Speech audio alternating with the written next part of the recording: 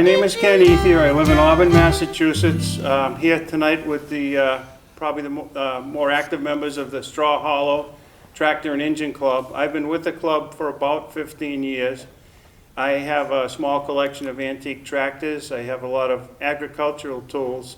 We're going to tell you a little bit about the club and what we do tonight. But first off, I would like to go around the group and have everybody tell how long they've been in the club in the town they're from, just so you can get an idea of how widespread this Straw Hollow Engine and Tractor Club is. Don? I'm Don Heismer. I'm a lifelong resident of Northborough, and I've been in the Straw Hollow Engine Club for 31 years, I guess. Been the past president for at least 20 years, and that's about all I can say. I'll go to Paul. I'm Paul Desatel. I live in the town of Northborough. I am the current president of Straw Hollow Engine Works. I've been in the club for about 30 years. Hi, my name is Bobby Munter.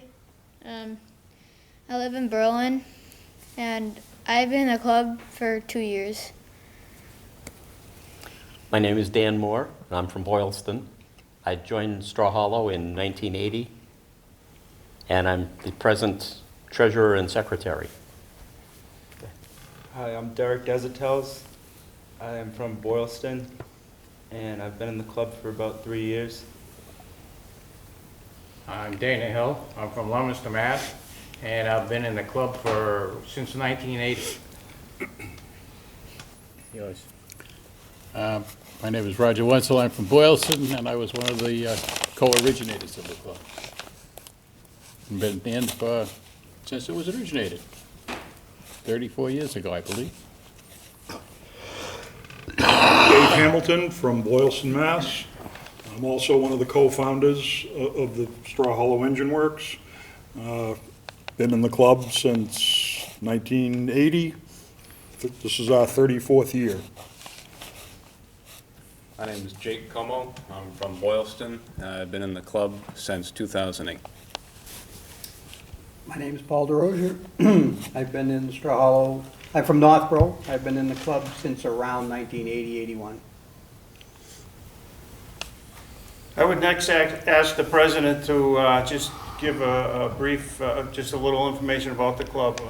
Paul? Well, the club was started some 34 years ago, and its purpose was for the preservation and restoration of antique farm equipment, tractors, one-lunger engines, and related objects. It seems that everybody now is interested in playing with computers, and since the club began, it's been dealing with old tractors, old engines is some of the ones that you see here. These are just models, but all of the members in the club, from here to Maine to Connecticut, we have members from all over the area and all over the states, and they're all interested in the same thing, is to restore and preserve the old farm equipment that your grandfather used for years in order to survive. And we're trying to keep that alive and to teach it to some of the younger people that are coming along so that they can continue to preserve this after we leave. I guess the next question I would ask would be to Don. Don, could you tell me how many shows have there been, and is there just one show in the summer, or are there more than one show during the year? We have only one show, and it's always the second weekend in August. There's a number of shows all over the state, and out of the state too, actually, but we reserved that second weekend in August for our show. Like I say, we've been having shows since 1978. I guess was the earliest one, but 1980 is the year we were established. Again, I'm going to ask Don, what's this winter frostbite crank up? Could you tell us a little bit about what that's all about?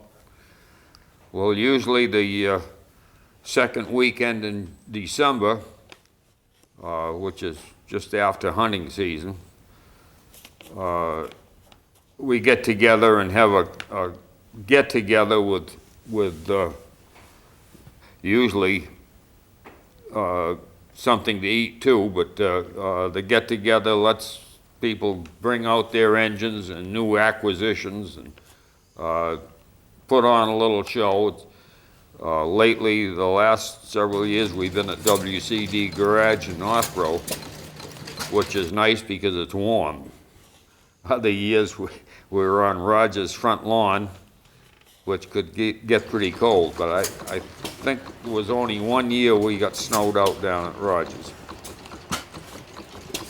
I guess that's all I can. I would next ask Bob, what's one of the most interesting, exciting things you've seen at the shows?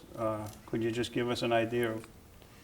Well, I kind of like seeing the little models run, 'cause it's kind of cool how they could compact just like a big engine into a little model and have them actually run. Do you actually have anything? I know your dad's got plenty of I have one model, and I have 3 of the bigger engines, as well as a tractor I like to drive around. Thank you. I'm going to next ask Dan, you've been with the club for quite a while. Yes. Did members ever get together and go to different shows? Can you remember that at all? Or- Yes, I know we there's do. shows all over New England. Yes, we've had a few people go to Schoharie, New York, for an engine show there. Local shows are held in Dunstable, Pepperell, Orange, Dublin, New Hampshire, Elliott, Maine, and several other So the cities. members of the Straw Hollow have gotten together in groups in the past and gone to the, Yes. and displayed? Yes. Thank you. Derek, I would ask you, what is the most outrageous thing you've ever seen? Something you wouldn't imagine you'd see at a show? Could you give us a little bit of idea what? In the shows that I've been to, Straw Hollow's got to have overall top food, nice parades. I always have a blast at them. You get to, I like the whole weekend deal. You get to, can stay over, whether it's a night or two. I stay over 2, because can never beat a weekend, like going to the show. I would next ask Dana. I know I dragged my wife to quite a few shows, and I can't recall going to a show that Dana didn't have an exhibit set up there. I think he's been to every show in the United States. Could you elaborate on that a little bit, Dana? Or how many do you go a year? Or We do about 20 to 25 shows a year. I've been to shows all the way from Florida, Maine, Portland, Indiana, Pennsylvania. It sounds like a good show, we go. Spend the weekend, sometimes a week. Thank you. Roger, could you tell us a little bit about maybe how the club started, or how things were different in early days of the club? I think it all got started, we were out at a show out in Brookfield, and there was, some of the members aren't here any longer, but we were sitting under the trees out there and talking about engines and talking about clubs, and suggestion was made, why don't we form our own club? So we hashed it out there underneath the trees and came back home, and then we went to the fire station, and we were all firemen at the time, and we hashed it out and we came up with a club. So How many, the first year you did it, was it very small? I know it's grown tremendously, but. you mean how many people we At have the at a first show? Your first show, yeah. Oh gosh, I don't know, probably 30 or 40. And what would you say we had this year, if you made a wild guess? What? I don't, Danny must know. 120? 120. 5 to 150 So that's- exhibitors. That's quite a field to, anybody that hasn't been to the show, it's quite a display, and it's quite a field, and it's incredible what some of the people, for instance, there's a guy with a canoe with a steam engine on it. I mean, who would ever, and he actually takes that out and actually uses it. So who would ever imagine that there'd be something like that around?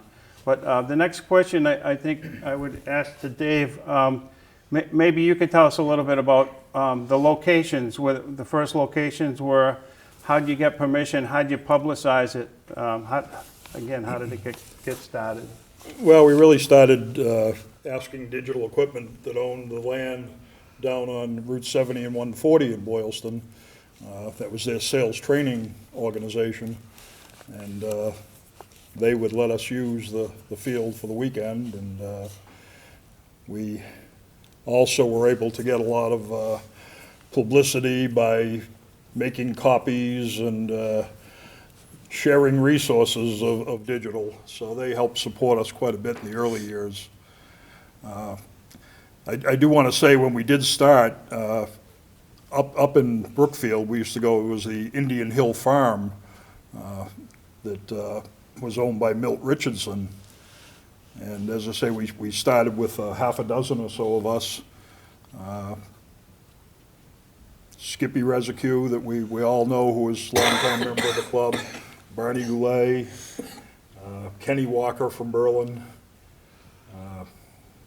But there was only 5 or 6 of us that originally started. And some of our shows have gone up to as many as 200 exhibitors.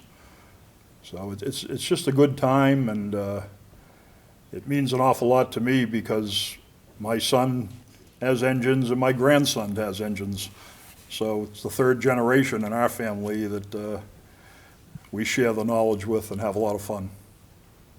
I would next ask Jake, could you tell us what kind of rusty iron that you favor, and do you have any projects you're doing right now?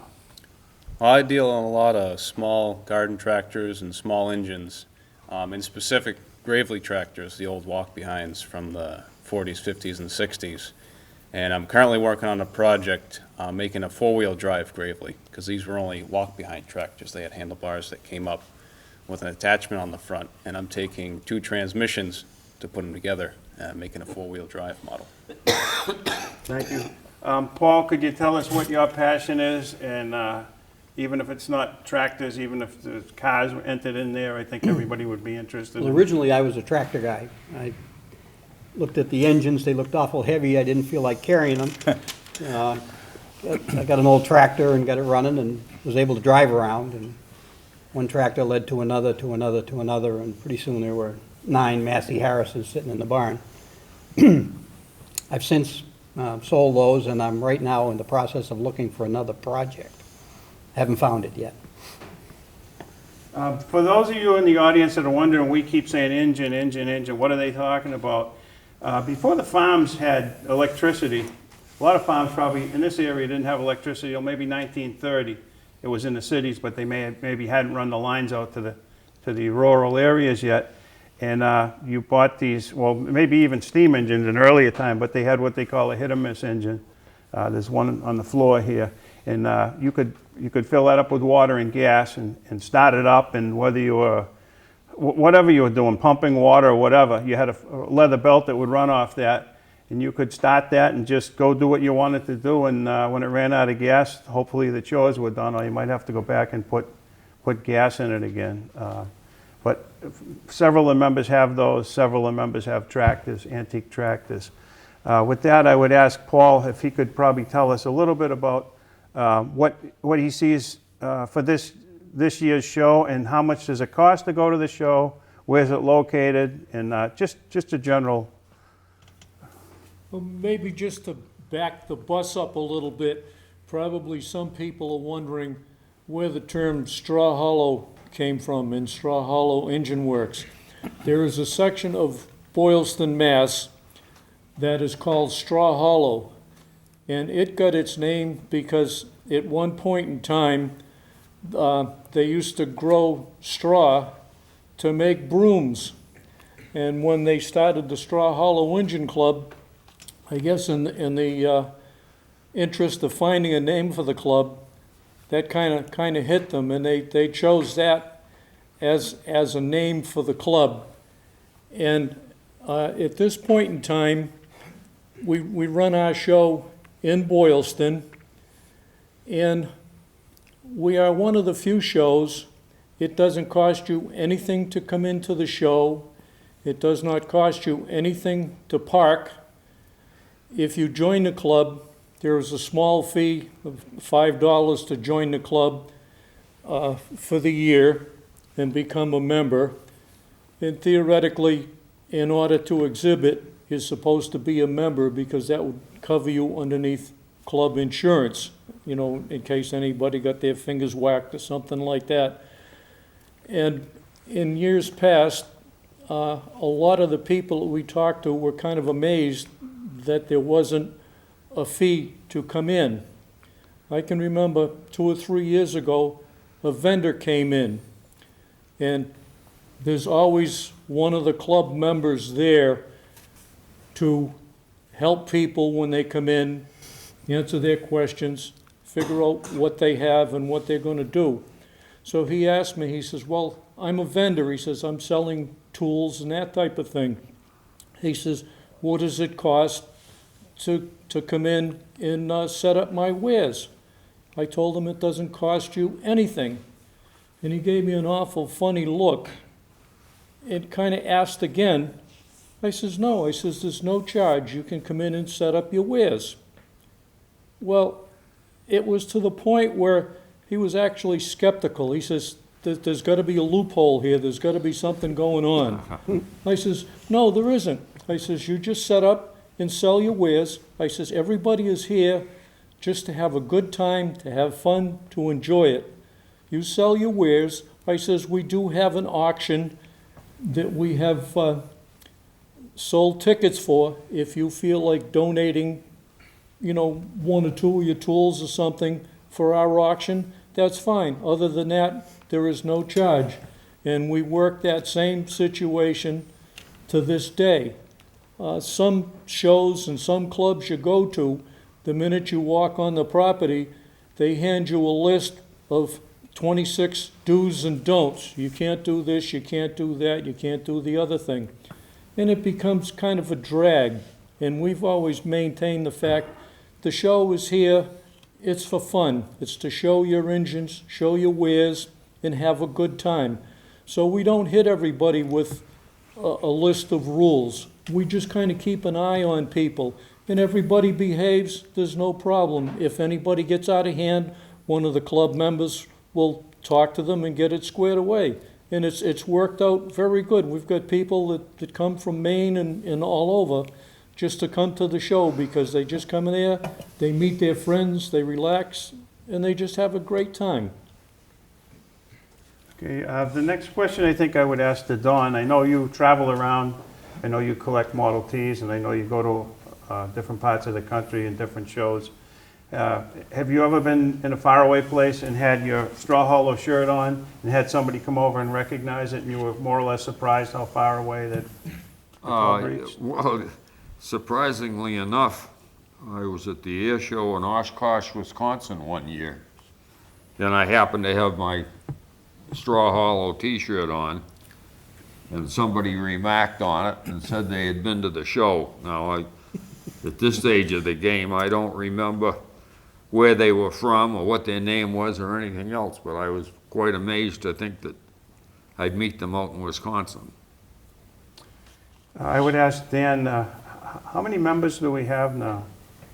Would you have a We pretty have good idea? roughly 125 members. And are they mostly from towns right around Boylston, or? A lot of them are centralized around Boylston, Are there any faraway places that we may have members, or? Rhode Island and Connecticut, Maine and New Hampshire. Bob Williams in Vermont. Bob Williams in Vermont. Yeah, as a matter of fact, I was at a show, I think in Elliott, Maine maybe, and I had this shirt on. I guess he was one of the originals, and he wanted to know why I was wearing the shirt and who I was, and I had quite a nice conversation with him. I would probably next ask,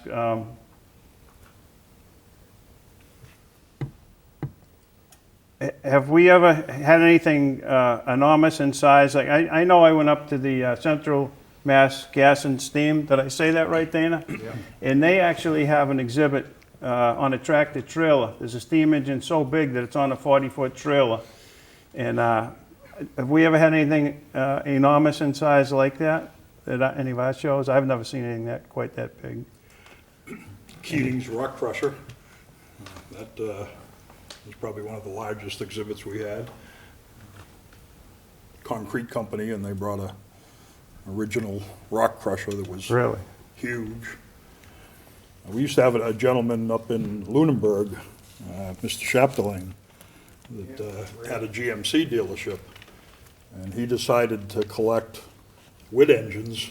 He decided to collect one of every size.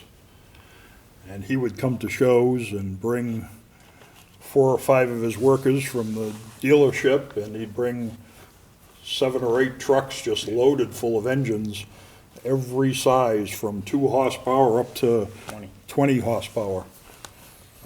It was amazing. We've had some great ideas. Derek, I know you've been to quite a few of the recent shows. Were you there the year they brought the jet engine? And if so, what did you think of that? You didn't make that one, or no? Does anybody recall somebody having a jet engine on the back of a trailer? Could I ask Roger to maybe make a comment on that? Do you remember? You could, but Do you remember seeing it? I do remember the engine there. Yeah, it's so amazing that even, I think, the members of the club who have been to shows all over New England, maybe even beyond New England, you don't know what's going to show up there. It's some of the things that people have that they've made in their garage out of a pieces of different iron and put it all together, and they're riding on it, and you see it go by, and it's an incredible show to go to, and I can't say enough exciting and interesting things about the shows. And I understand a long time before I was involved that I guess Chronicle, the TV show, did they do something, or were they involved in some way on the? Yeah, they did it's called the Tank Away segment on Channel 5. They came and filmed before the show and gave us quite a bit of advertising, and also came to the show and filmed. And it was on Channel 5. It was really good. Thank you. When we were getting ready to do this show, we kind of sat down, and I guess 3 or 4 of us, and just went over the kind of things we were going to talk about. And Kathy, that runs the studio here, asked us a question that, what are the qualifications? What do you have to do to be a member? I think she probably thought you needed references, and maybe you had to take a test and do an interview.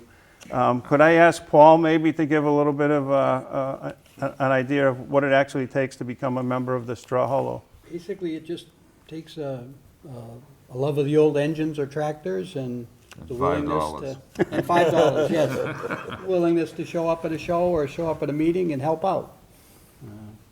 Basically, everything is volunteer at our show. We set up the tents ourselves, we stake the field, we park the cars. Cook the food. Well, we don't cook the food anymore. Somebody else does. Fire department Fire cooks, department cooks the lunch, food. and Women's Auxiliary cooks the dinner, and Engine Club has someone do the breakfast. Yep. I would next ask Dana, is the brand of tractors, do people get a little antsy if somebody has the wrong brand, and have you ever seen anybody get any confrontations about which brand or what color they are? I know the red ones and the green ones, and have you ever? There's always the old kidding each other back and forth, which is the better tractor. The green ones are the red ones, and now the orange ones, and you never know what you're going to see, from experimental tractors to modern tractors. So a green would be a John Deere, and a red would be Yeah, an I think so. International, and orange would be a Kubota, maybe, or what? Alice Chalmers. Olive, oh, Chalmers, yeah. okay. Okay. These people here, well, there's one guy that's not here tonight, and he can actually tell you the size of a hex head on a head bolt on an engine. Some of the people, some of the things they've done with the tractors never ceases to amaze me. John Dupree, I had an old Farmall Super Ray, and I was doing something, and I was puzzled. And I called him many years ago. He lives in Leominster. He's been in the club for a long time. But you would have sworn he was standing next to me looking at the engine the way he described what I needed to do. And I went back out to the garage, and sure enough, he actually had that in his mind, what I should have done and where everything was. And it's incredible how involved some of these people are and how knowledgeable they are about the tractors. Could you tell us who was the first president? That would be me. Okay, how many years? I don't know. I was president the first one, and then I was president later on. As I say, when you've been involved for 30-plus years, when no one else wants it that year, you become that officer. I know, poor Don, how many years were you, Don? 20 years? Oh, I guess so. Yeah. I think I took over for Barney Goulet, who is no longer with us. Okay. Do you ever wake up at night and think you're still the president and figure how you're going to try to get out of it? Or? Not anymore. I probably would ask the next question. I don't know, is there any certain person I've skipped it all? I would probably ask Paul, I guess. Where do you see the club going in the future? What do you? Well, I'm hoping that, especially after this taping, and if it gets aired on public access TV, maybe we can get an influx of younger members. Because generally you go to the show, and as you look around, there aren't too many people that are under 60 years old. And I don't know whether it's because the younger generation is more interested in playing computer games or what have you, but if we can get more younger people interested, it'd be great to try and keep this going, because it'd be a shame if this was left to die. I don't think that would ever happen. I think at best, if we all got old enough that we couldn't keep dragging stuff to the shows, that maybe a lot of it would get set back in the barn or in the shed.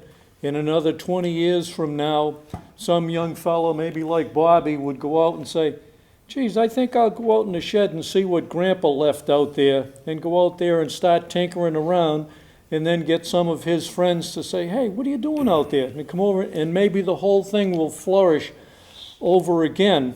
Only then, as we are, a lot of things will be getting older. And it's just a great interest. It's a great fun thing to do. And it's either as expensive or as inexpensive as you decide that you want to make it. You can pick up engines for a short amount of money. Some people are giving them away. Some of the rare engines, you have to spend a fair amount of money to get them. And it's a shame that as they mentioned, some of the members that aren't here. We've had people in our club that had an unbelievable mind as far as antique equipment goes, steam engines, old one-lunger engines, and they had more knowledge than most anybody that you want to run into today. And it's a shame that somehow with modern medicine they haven't devised a way that they can implant a chip in your head or something and extract all the knowledge that these people have. But I see that with a little bit of struggle, we're going to keep this club going, and so will a lot of other people. As it was mentioned, we had been to shows in Schoharie, New York. When you go to Schoharie, New York, if you get a set of instructions, they say, take the Mass Pike as far as you can go, get on the New York Thruway, go to a such and such an exit, and turn right. That's what you've got for directions to get to the show. You finally find your way onto a little one-lane structural steel trestle bridge. You cross that bridge, and when you cross to the other side, you go back 100 years. They have equipment there that has absolutely no business even thinking of running. It's been sitting there, the grass growing this high up the side of it, and somebody will go over there and kick the thing in the fanny, pull the crank, and off it goes. It's absolutely amazing. And there are so many different things that there are to see. Just the little one-lunger engines like these are. Those are made all over the country and all over the world. Basically, they started, there was a need for power back in the days when they had treadmills run by horses or dogs or people to run equipment. And then they started getting to the point where they said, we've got to design some type of an engine to do this work. So one very smart young fellow decided he built an engine. And after many tries and many failures, they got something that ran. And it wasn't long before word got around, hey, you know, we need one of those engines to pump water so that I can keep the little pond full to feed my cattle.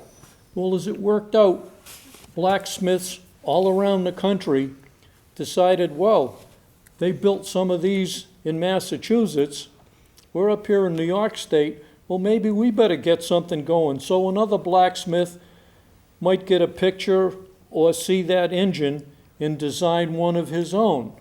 And this went all across the country and all across the world, so that there are literally thousands of different make engines. And that's one thing that makes them so collectible is, wow, I've got this engine, you know, that came from overseas.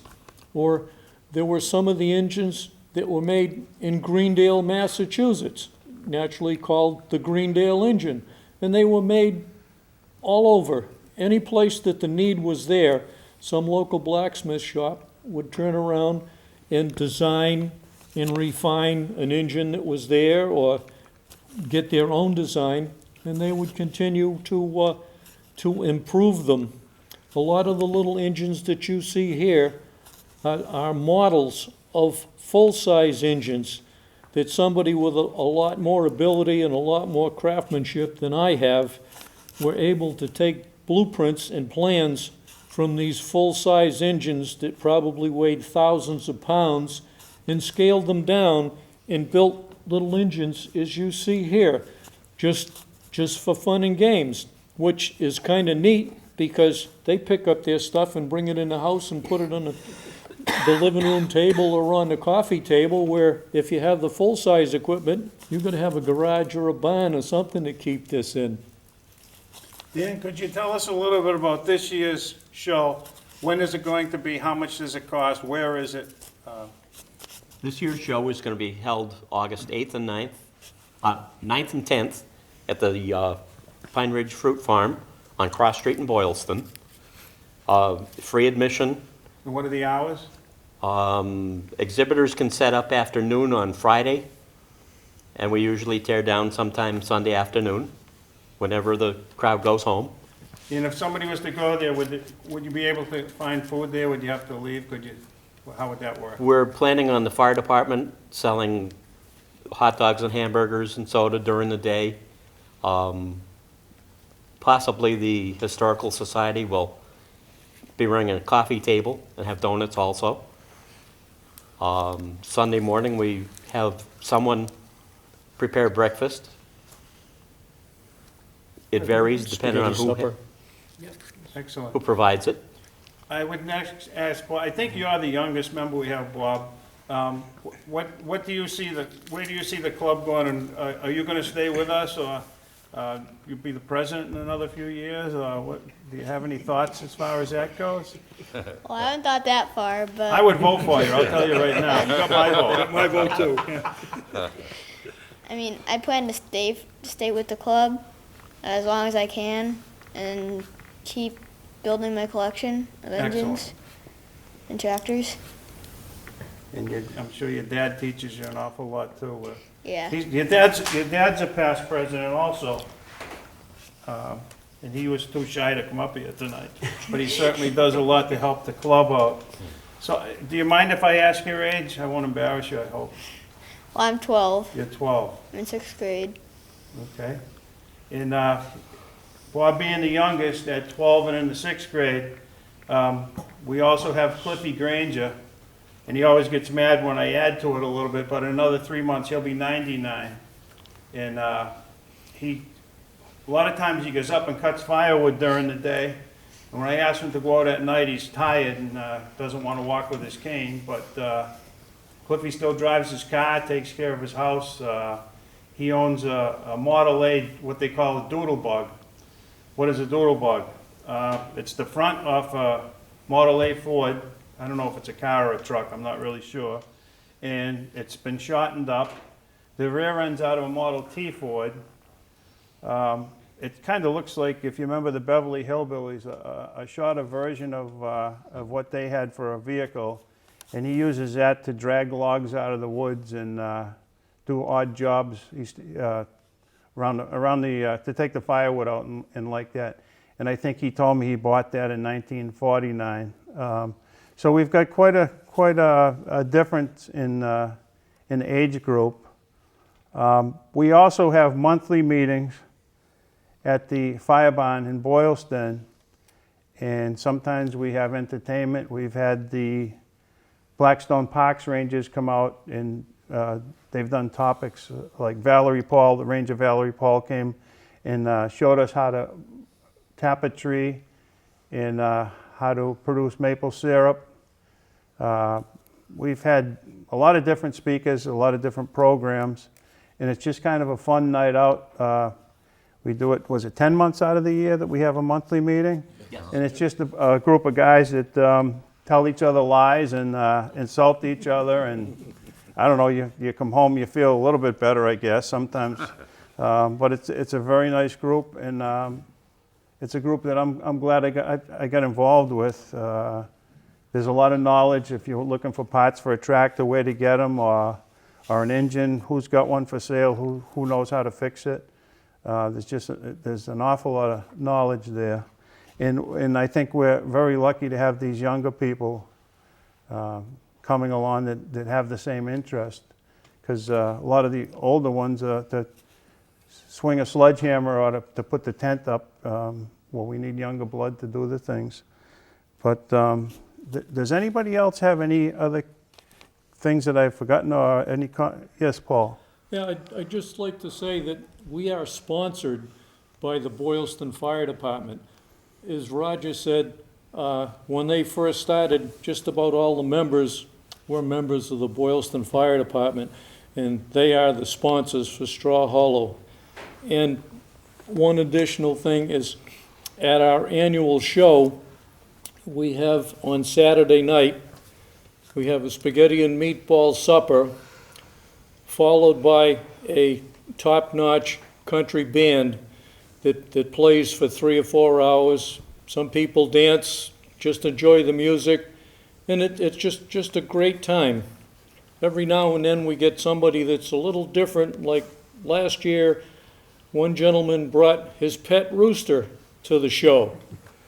And at 5 o'clock in the morning, the rooster is going off like a mechanical alarm clock, getting everybody woken up. And some people appreciated it, and others didn't. But there's usually a good time had by all, and I hope that we get more and more people to come to the show and enjoy what your parents and your grandparents had to work with throughout their life. Sometimes it's amazing that we have gotten as far as we have, considering some of the equipment that we had to work with way back when, cutting firewood or cutting ice or whatever it might have been. It seems like somehow the younger people have kind of lost the knowledge of where things happen. Some of the younger people still think that milk is made in a factory someplace and comes in little square cartons. tell them where it comes from, a cow, and so on and so forth, and, they're amazed. And a lot of other things that go on are basically the same way. And that's why we're trying to keep this going, to educate the young people and appreciate where their parents and grandparents came from and what they had to go through. With that, I'd like to just thank the people that showed up tonight. Thank you for watching us if you still got us on, if you haven't changed channels yet. With that, thank you.